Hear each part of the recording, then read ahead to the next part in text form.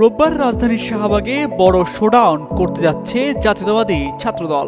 সংগঠনের ছাত্র সমাবেশে যোগ দিতে বিভিন্ন প্রান্ত থেকে আসতে যাচ্ছে নেতাকর্মীরা। এর মধ্যে চট্টগ্রাম থেকেই আসতে পারে একটি বড় অংশ।